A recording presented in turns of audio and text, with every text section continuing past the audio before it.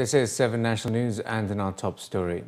The Ministry of Interior has warned about posting photographs or video clippings of traffic accidents on social networking sites in keeping with a view of respect for human dignity and the feelings of those who have been affected by such accidents. In a statement, the ministry said the circulation of these images is deemed an irresponsible behavior and lack of a positive spirit among the citizens, adding that it is also a violation of the law. According to ministry spokespeople quoted in local reports, the circulation of these images is unacceptable as it can cause a psychological shock to parents when they view such images, and added that it is contrary to the UAE's authentic values derived from the Islamic concept of tolerance. The ministry stated that those posting these kinds of images would be fined. Earlier, activists had circulated on the social networking sites photos of 2 people who were killed in a traffic accident at a restaurant in the Emirate of Ajman, where 5 others were also injured. Major Fawaz Ali Abdullah, the director of the Security Media Department at the Ministry of Interior, said the posting of images such as this deepens the pain and grief of their families. Labourers in the UAE paid less than 2,000 dirhams per month, who are paid less than 2,000 dirhams per month, must be provided with free accommodation by their employers, according to a new decree issued by the Ministry of Human Resources and Emiratization.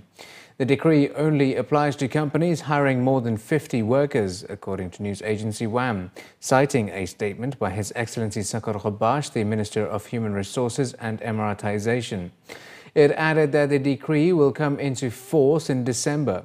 The ministry stated that companies that employ less than 50 workers who earn more than 2,000 dirhams monthly are also urged to be provided free accommodation, but it remains optional. According to the decree, all necessary measures will be taken against facilities that choose to disobey and violate the suggested terms and regulations. The Roads and Transport Authority has completed construction work on internal roads at Barsha South 2 with a total length of 16 kilometers.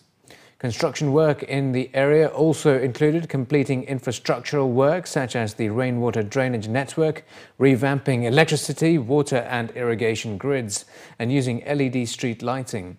RTA has accomplished Phase 1 of internal roads construction project at Barsha South, covering 60 kilometers, comprising internal roads extending 49 kilometers and main roads extending 11 kilometers.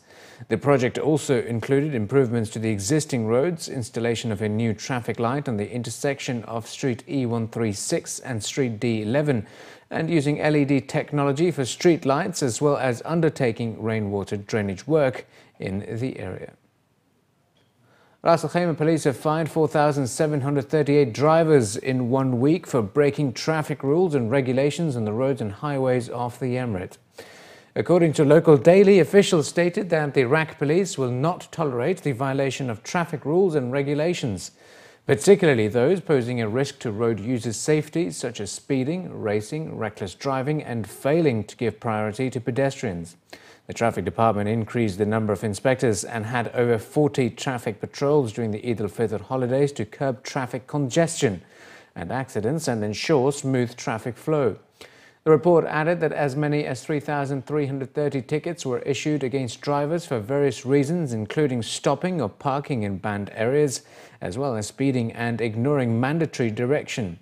Official records show that 3,995 out of the 4,738 traffic violations registered were caught by the advanced fixed and mobile radars, and 51 drivers were caught jumping the red lights. The Iraq police, in a bid to curb reckless driving, also installed radars on all important and busy intersections and roads. Cameras on 7 major intersections caught 466 red signal jumpers in 1 month, from October 5 to November 5 last year. The UAE will soon be able to predict sandstorms through new technology that provides real-time dust forecasting in the region. Launched on Monday by the Masdar Institute of Science and Technology, the system will help inform the government and residents about dust storms so they can better prepare.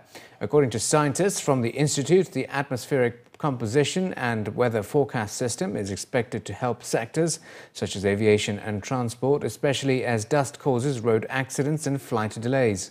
The system can use the modelling and remote sensing observations to predict these conditions at least a few days before it happens.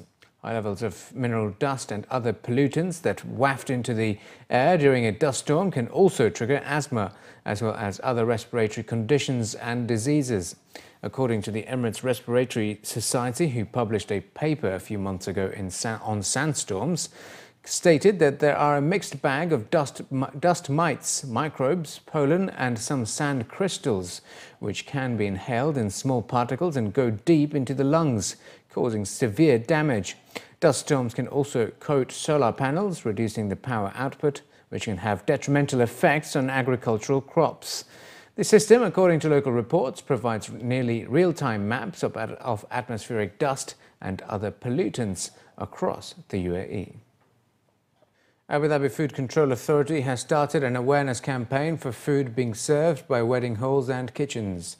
During the campaign, which is expected to continue throughout the summer season, inspectors will visit wedding halls and kitchens to ensure compliance of all the prescribed health and safety requirements.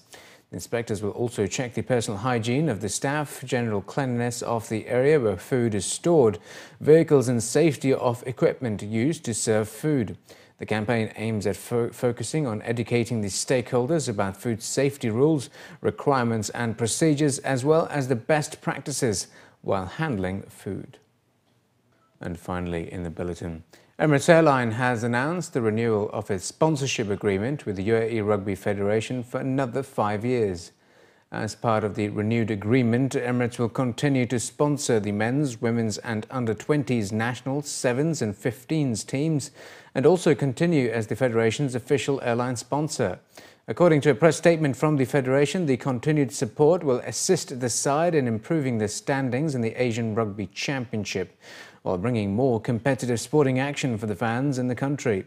According to the Federation, rugby has also made gains in promoting the game to the Emirati population, reflected in the Community League's debut last season and the historic fielding of the first all-Emirati 15s side.